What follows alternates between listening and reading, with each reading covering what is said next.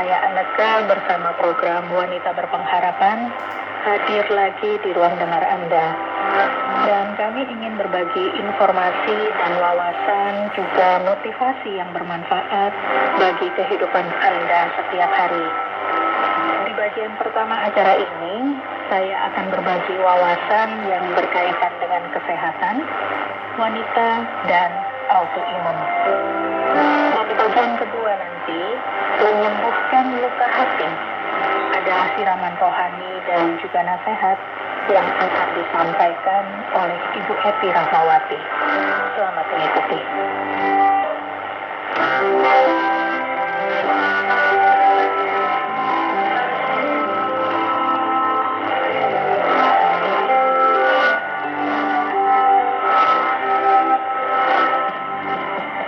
Sahabat wanita, penyakit autoimun adalah kondisi ketika sistem kekebalan tubuh seseorang menyerang tubuhnya sendiri.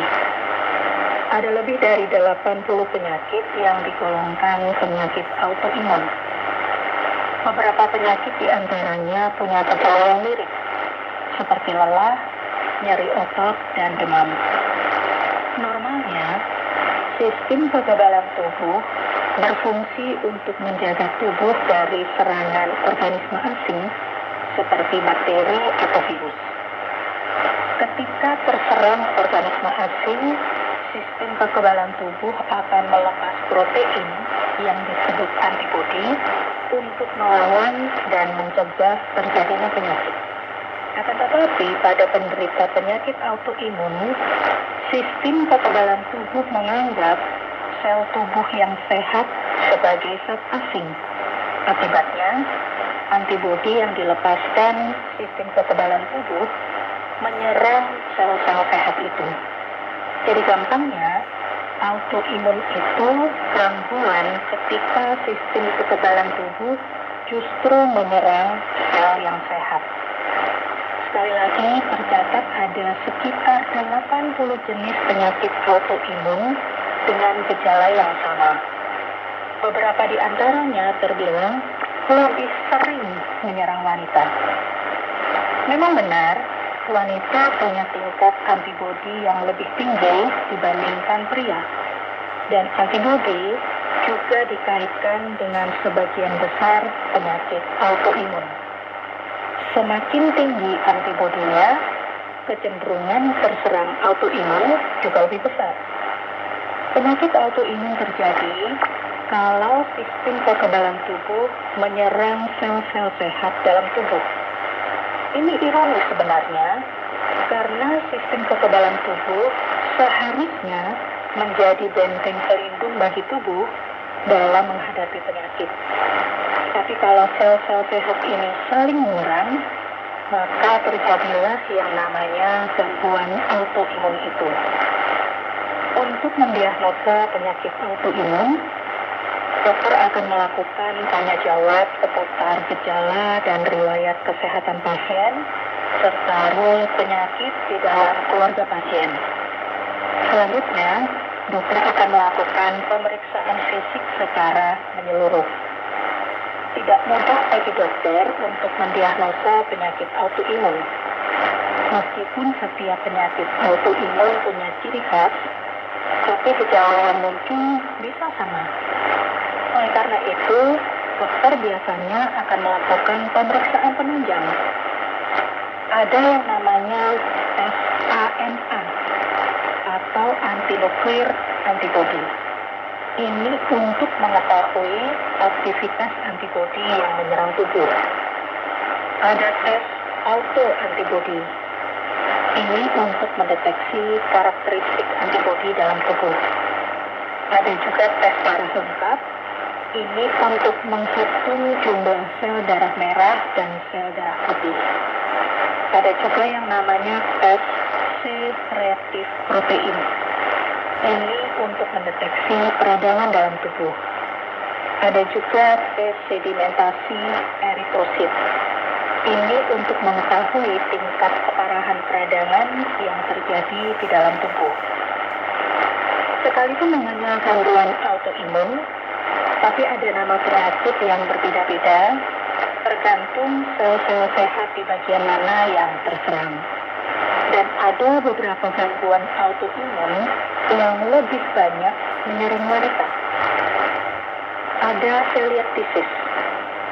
Penderitanya menjadi tidak mampu menerima gluten, yaitu zat yang terkandung dalam gandum.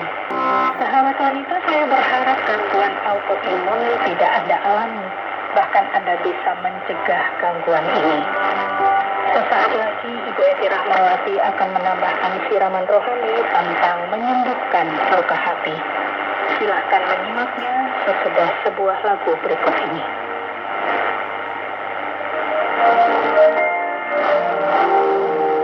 Terkadang ku tak mengerti bahwa rencana, namun kita percaya atau kenapa ku dan lain sebagainya. Walaupun Anda hanya mengalami luka yang ringan pada jari tangan, Anda tetap akan merasakan perih dan nyeri pada jari Anda. Dan bila luka tulisan itu agak dalam, maka nyeri yang Anda alami akan semakin terasa. Maka nyeri itu akan terasa selama beberapa hari. Itulah gambaran nyeri pada jari kita yang teriris pisau. Kadang tangan kita bisa tersentuh panci atau wajan panas dan menyebabkan tangan kita melepuh dan memerlukan obat serta merasakan sakit selama beberapa hari. Kita akan lega bila luka-luka yang kita alami itu segera sembuh. Sebagai ibu rumah tangga, kita tidak bisa menghitung berapa banyaknya luka yang kita alami selama kita berada di dapur. Luka-luka kecil yang kita alami sangat mudah menyembuhkannya, hanya memerlukan obat merah dan kapas. Sahabat, bagaimana luka yang terjadi di dalam hati kita? Apakah Anda pernah merasakan hati Anda seolah-olah teriris atau tertusuk pisau? Dan apakah Anda menderita dengan perasaan itu? Kita wanita memang sering mengalami perasaan seperti itu. Hati seakan-akan ditusuk-tusuk dengan pisau dan terasa nyerinya. Kadang luka dalam hati kita tidak gampang menyembuhkannya, bahkan tidak bisa sembuh sempurna, karena kita tidak dapat menemukan obat yang menyembuhkannya. Sahabat, pisau yang menusuk hati kita bisa berupa penolakan oleh suami atau keluarga kita, atau pisau itu bisa berupa pengkhianatan dan penghinaan dari orang-orang di sekeliling kita yang seharusnya mengasihi dan menyayangi kita. Tetapi mereka malah menyakiti dan melukai hati kita. Dan luka hati yang disebabkan orang-orang yang seharusnya mengasihi kita tidak lama sembuh. Tetapi seberapa berat luka yang ada di hati kita tetap harus sembuh. Karena hidup dengan luka hati tidak membuat hidup kita tenang dan damai. Dan sekarang bagaimana kita mengatasi luka hati kita itu agar kita bisa terus menjalani hidup ini dengan damai? Kita harus memiliki tekad untuk menyembuhkan luka hati kita. Kita harus berjuang menyembuhkan luka hati kita bila kita ingin hidup kita tenang dan damai. Sahabat, saya masih ingat ketika hati saya terluka. Saya selalu bertanya, mengapa ini terjadi? Mengapa saya harus mengalami ini? Mengapa orang melukai hati saya? Pertanyaan itu terus ada, sampai seorang sahabat saya menasihati saya dan menyatakan, jangan bertanya mengapa, tetapi bertanyalah, untuk apa semua ini? Untuk apa Anda harus mengalami luka hati ini? Tahukah Anda, wanita merupakan makhluk yang tabah dalam penderitaan. Wanita mempunyai kemampuan yang luar biasa untuk tahan dalam penderitaan. Namun tidak banyak wanita yang mengerti akan alasan mengalami penderitaan. Seharusnya kita tahu bahwa penderitaan akibat hati yang luka juga dapat dipakai Tuhan sebagai alat untuk membuat sifat dan karakter kita menjadi baik.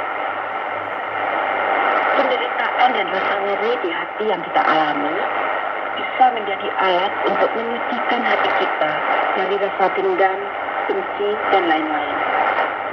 Penderitaan juga bisa dipakai Tuhan sebagai alat untuk mengasihi orang-orang di sekeliling kita dan berbuat baik kepada orang-orang yang menganiaya kita. Dan kemudian kita dapat menjadi berkat bagi orang lain dan nama Tuhan ditinggikan. Bila hati kita terluka oleh karena orang membenci kita, oleh karena orang mengkhianati kita, oleh karena orang menghina kita, janganlah terus dalam kesedihan dan penderitaan. Tetapi datang dan mendekatlah kepada Tuhan, karena Ia akan memberi ketenangan dan penghiburan. Hanya kepada Tuhan saja hati kita tenang, kata Raja Daud. Dalam kitab Mazmur 42 ayat 11 dan 12, Raja Daud mengatakan, seperti tikaman maut di dalam tulangku, lawanku mencela aku, sambil berkata kepadaku sepanjang hari, di mana Allahmu? Mengapa engkau tertekan, hei jiwaku? Dan mengapa engkau gelisah di dalam diriku? Berharaplah kepada Allah, sebab aku bersyukur lagi kepadanya, penolongku dan Allah.